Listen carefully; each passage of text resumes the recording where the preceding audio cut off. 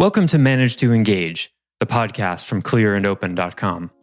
Dedicated to the evolution of you, because businesses grow when people do. Serving leaders, managers, and people who will be, helping you reach excellence in your work and achieve your personal goals at the same time. Sign up for the free course at clearandopen.com. I've been experimenting with doing the minimum to get by, but not in a mediocre way. Not in a, I don't really want to have to engage, not in that way, but in a minimalistic kind of way. What's the minimum amount of effort I can put in to achieve the result? And this is how you become a great martial artist or a great musician. Hi, it's Joseph, and thanks for tuning in to Manage to Engage, the podcast from clearandopen.com. In the last episode, I made what might seem like a bold claim. Busyness very well may be what destroys us as a species. But I'm not exaggerating. Busyness makes you stupid. It clutters your mind. And when your mind is cluttered, you don't think as clearly. You're not as conscious. You're not as aware. And you don't take good care of yourself. You add that up, and we won't be taking very good care of ourselves as a species. Have you noticed? So many of us are just doing. It's not healthy and it's easy to see. There's some acknowledgement of this in society today, but all you have to do is see the number of people immersed in their devices in a coffee shop or at an airport to see how hard it is for people to be idle, even for a couple of minutes. So today we're going to explore why our relationship with busyness and time is not just ineffective, but also unnatural, and how ultimately this causes many people to get stuck in thrival without ever reaching a state of flow. I offer weekly member webcasts, online courses, and mentorship at clearandopen.com because it's my truth that with the right tools, anyone can eliminate the people, money, and time problems holding them back in business. And I share parts of these webcasts and courses on this show because I want to help you too. If you're enjoying the show and learning from it, I'd love your feedback. If you're listening to the show on an Apple device, all you have to do is open up the podcast app, view the full description of this episode, and click the link to leave a rating and review for the show. Thanks so much for listening. Let's start the show.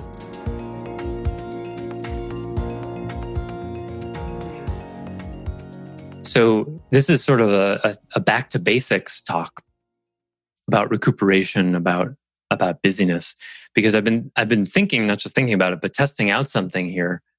This relates to the Pareto principle, also known as the 80-20 rule. And the Pareto principle states that, 80% of your effort is a waste of time. That 80% of your results actually come from 20% of your effort. That's the rule, and it's observable in a lot of different venues. And it's a really interesting thing, to think about any project that you've done or any initiative that you completed. Look back and consider how much of that was a waste of time. Now, I'm not saying it didn't need to be done necessarily, because the thing about the Pareto principle is you don't necessarily know. It's not obvious to you what aspects of the work you're doing is really going to help and what's not. If it were, you wouldn't do it. If it were really obvious, you wouldn't do it, right? Just like you're going to, if you want to get from New York to San Francisco as fast as possible, you're not going to go through Texas. It's obviously going to delay you, right? That's not the shortest distance between 2 points. That's when it's obvious. But if you start with the knowledge of, okay, the natural state of the human being, natural, who knows what that means, but the sort of default state of the human being is a better word, is, especially in this day and age, is I'm going to do more than I have to accomplish the result. That's going to happen. You look through that lens and then start asking yourself, okay, where am I spinning my wheels? Where am I wasting my time? Now that is a completely different frame than I got to keep busy and be a productive member of society. You see? Because the busyness is good is exactly the frame that makes you waste your time. Right? You've all experienced this. You guys know that you can get away with processing your email 2, maybe 3 times a day. And you've all in the past done it 30 times a day, haven't you? Right? And you fall off the wagon sometimes. Yeah, so do I. But we've all experienced, because we learned from Clear Workspace Open Mind, including myself, we've all experienced, the idea is checking your email only a couple times a day. And the first reaction people have when you give them that idea, well, what if people need a response? Right? Every time. Some crap about, well, my customers, will they need a response in less than 4 hours? Then why didn't they call you? Now, there are some cases where, customer service for a software company, there's urgent things, but that stuff can be triaged, right? And yet, look how easy it is to slide back into, I got to see if blah, blah, blah got back to me. It's important. Can it wait till tomorrow? Well, no, I really want. Can it wait till tomorrow? Yeah, it can. So what are you doing? Well, the answer is you're wasting your time so that you can be busy. And I do it. I get it. I fall off the wagon too. But let's call a spade a spade. So if that happens with email, where else might it be happening? Where else is the unconscious need to be busy? Keeping you busy.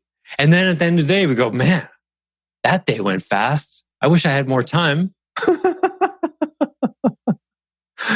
Of course you do, because 80% of what you did was unnecessary. Right? And some amount of that 80% you got to do anyway, because you can't know, right? You got to have the work ethic and put in the time and whatever. But what about the time that is easily demonstrable as not being necessary? Checking your email more than twice a day. For most people, completely unnecessary. Social media, for most people, completely unnecessary. And all the studies show doesn't really do much for your mood. In fact, usually you end up less happy as a result. All the things we do. So I've been doing an experiment for about the last 3 weeks, and I've been doing a lot less. We finally got some summer weather here, dried out a bit, and rainy season will come in a few weeks. So I figured, well, this is a good time for a kind of vacation. So I'm going to experiment with an idea that normally I would say is the root of mediocrity.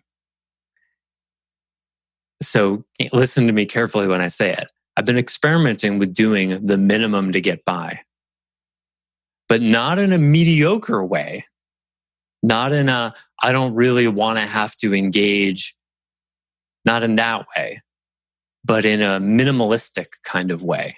What's the minimum amount of effort I can put in to achieve the result? And this is how you become a great martial artist or a great musician, right? You ever watch great musicians? It looks like their hands are barely moving, depending on the instrument, right?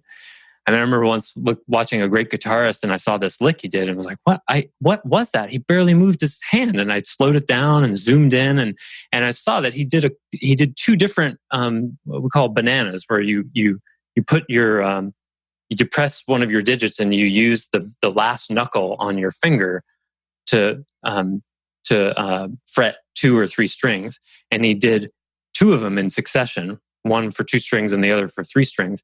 And if you've never done the banana thing with your digits like that, it takes like 10 or 15 hours of work to be able to do that even a little bit proficiently.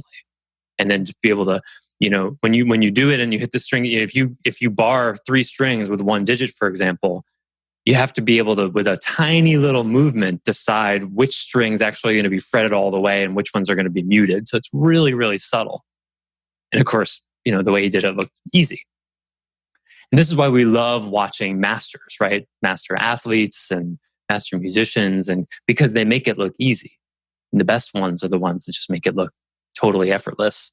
But how they got to that effortless place is through an inordinate amount of work that includes finding in a kind of economy.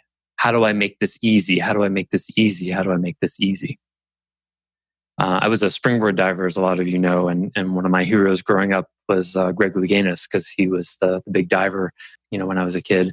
And one of the things he had on all the other divers is he would do, the hardest dives there were, just like some of the other people, but he just made it look easy. And there's, when you watch diving, one of the sort of criteria for what a great dive is there's a feeling of ease and grace. That's what we like to watch. We like people flying through the air and having it look easy. And people would do the dives that he did, and they would do them just as well, but nobody had the grace he did. He just made it look easy.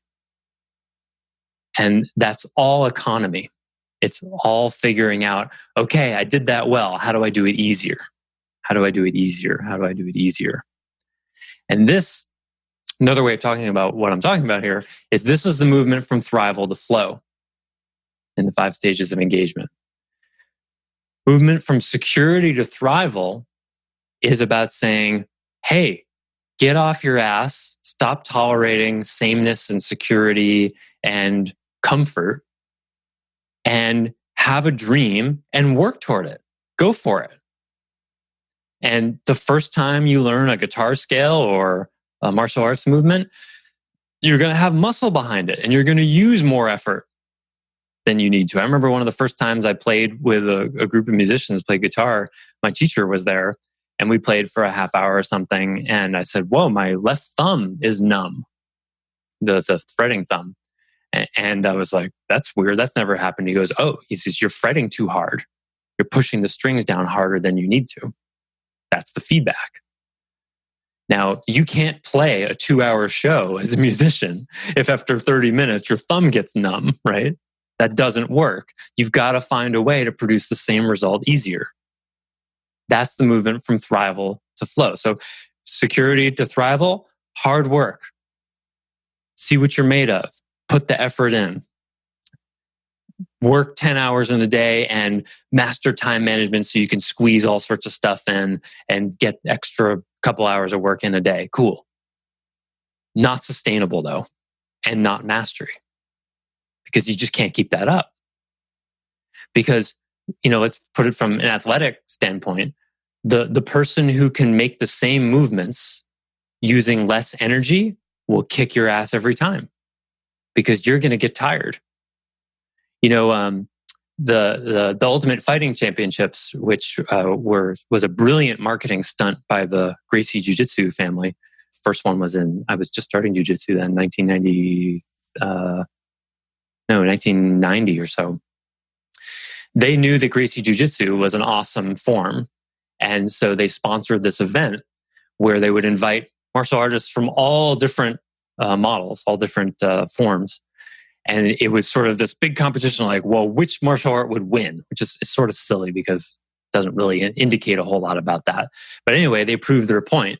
And Gracie Jiu-Jitsu beat everyone forever, basically, ever since that fight has happened. And one of the reasons why that happened, what that is true, is because all real fights end up on the ground in about 3 seconds. Unless they're pros. But a real fight ends up on the ground. That's just what happens. That's just how human beings are. And Gracie Jiu-Jitsu is a ground fighting art. But I went to a seminar once with one of the Gracies way back in the day. And at the end of the seminar, he was a really cool guy, taught some techniques. And at the end, he said, okay, now I'm going to wrestle with all of you. There were like 25 of us. And he beat all 25 people in about 30 to 60 seconds each. And he was giving people some, extra time. But he beat everybody and everyone was out of breath by the time they got beat. He never broke a sweat. After all 25 people in a row, no rest. He never broke a sweat. That's why he won. Because he figured out, he didn't just learn the thing, didn't just learn the technique. He went to the next level and said, okay, now how do I make this easy? That's mastery. That's flow. That's flow. And that's the 0. Flow is going on when the 0 is bigger in your life than the 1, even if it's just a little bit. When the ease, that's why it's called flow, when the ease is more in your awareness than the effort. Because, watch a professional athlete. They don't look like they're efforting like an amateur or a professional actor, right? When you go to a middle school and watch a play, You can tell they're reciting from memorized lines, right? You can feel the effort. You can feel they're trying to become someone else and they're not succeeding at it so well because you can see their personality behind it, right? But a good actor, you forget who they are. Any of you guys watch Walking Dead? Great, amazing show. Be careful, it's highly habit forming. I watched 8 seasons of Walking Dead, and then I got a little curious about the cast, and I YouTubed some interviews. And the leading role, the guy's British. You know, I never would have imagined. And he's got this kind of high, lilting sort of, he's got a higher voice than the character does, and he's not American. I've ever watched the show House, the Dr. House, Gregory House, the doctor. He's British too, Hugh Laurie. I didn't know that for a while either. Very convincing. Not nearly as convincing as the Rick Grimes guy. What's his name? Can't remember. The Walking Dead. Anyway, Walking Dead, great show. So they become that. They become that and they make it look easy. He's not struggling to do an American accent. You'd be able to hear that, right? That comes from practice of not just doing it, but saying, how do I make this easy? How do I make this easy? How do I make this easy? Which is, actually, I never thought about this before. That's the truth behind laziness. The lazy people who are doing the minimum to get by because they don't care, the truth behind that is they have some kind of instinct that things should be effortless in a way. And there's truth to that, right? But to use the martial art example again, when you first learn a technique, it's going to be hard and you're probably going to muscle it. It's not going to be in the flow and effortless, and you're not going to do it like a master. That's just how it is. When you first learn a scale, it's going to hurt your fingers. Yeah, I know it hurts your fingers. Keep playing it. Keep playing it. Okay, now you got it. Now let's talk about how you can make it easy. There's a technique in guitar where a little exercise where you push down the string so it makes the string buzz, which is not good. And then you figure out exactly how much pressure you need to put on the string so that it doesn't buzz, but not more. But that's a more advanced technique. You don't do that typically until you start to learn where to put your fingers, right? So all of this is to say that many people get stuck in thrival. This is what happens when you get stuck in thrival. You get stuck in the illusion that all of your work is actually meaningful and helpful, right? Because, being busy and it's hard work. And of course, all of what I'm doing is very important. The 19th and 20th time I checked my email, so those are the most important parts of the day, right? Of course they weren't. Actually, you didn't need to check your email at all today. What? Well, did you? I mean, really, think about it. Any emails you looked at today, could any of them wait for tomorrow? Could all of them have waited to tomorrow? Could you actually check your email every other day and only once? What would your mind be like then? What would your life be like then? And where are all the other places where you're cluttering up your life in the name of busyness rather than looking at what's the minimum I can do to have the same impact? The minimum effective dose, they call that.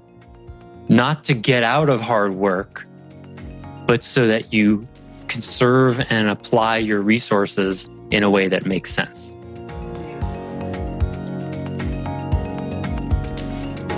Thanks for listening to Manage to Engage, the Clear and Open podcast.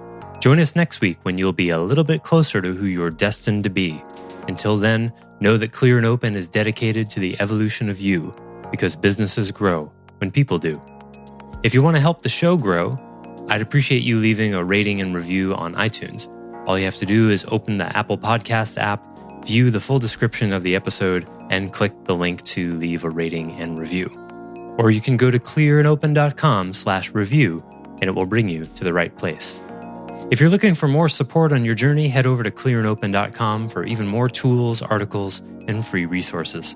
Thanks so much for listening. Bye for now.